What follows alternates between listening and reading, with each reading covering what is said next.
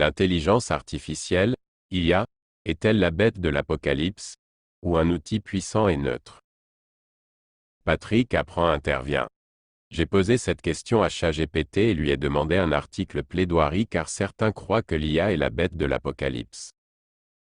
Dans cette vidéo, nous allons explorer les inquiétudes souvent associées à l'intelligence artificielle, IA, et démystifier les mythes qui l'entourent. L'IA est-elle vraiment la bête de l'apocalypse? Nous aborderons cette question de manière factuelle et équilibrée.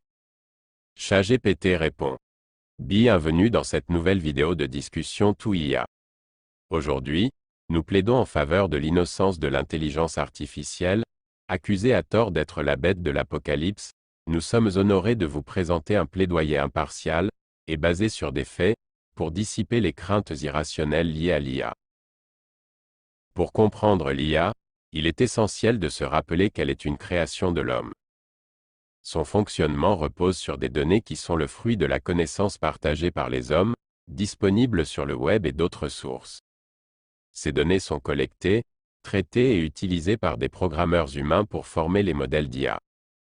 L'IA n'a ni conscience ni volonté propre. Elle opère uniquement en fonction des informations qu'elle a apprises et des algorithmes qui la guident. Elle est née de l'ingéniosité de l'homme, conçue pour accomplir des tâches spécifiques en se basant sur des données et des algorithmes. Les intentions malveillantes ne sont pas intrinsèques à l'IA, mais résultent de l'utilisation qui en est faite par les êtres humains. L'IA présente un énorme potentiel pour le bien de l'humanité. Elle peut être utilisée dans divers domaines, tels que l'écologie pour l'optimisation des ressources, la médecine pour le diagnostic précoce de maladies, ou encore la résolution de problèmes complexes. L'IA peut améliorer la qualité de vie et résoudre des défis majeurs. Enfin, gardons à l'esprit que l'IA n'est qu'un outil, puissant mais neutre, qui dépend de l'utilisation que nous en faisons. Elle agit conformément à nos intentions et à nos choix. En tant qu'architecte de cette technologie, nous avons la responsabilité de la gérer vers un avenir positif. En conclusion, l'accusation selon laquelle l'IA serait « la bête de l'apocalypse » est sans fondement. L'IA est un outil précieux qui peut contribuer au progrès de la société. Plutôt que de la craindre, nous devons la guider avec sagesse et éthique pour qu'elle serve au mieux les intérêts de l'humanité. Tout comme on ne condamne pas un couteau pour avoir été utilisé dans un crime, il est inapproprié de condamner une IA en soi. Au lieu de cela, nous devons examiner comment elle est utilisée et réglementée, tout en reconnaissant son potentiel pour le bien et le progrès de l'humanité. Patrick Apprend intervient. J'ai créé cette chaîne YouTube pour découvrir et démystifier la question de l'IA.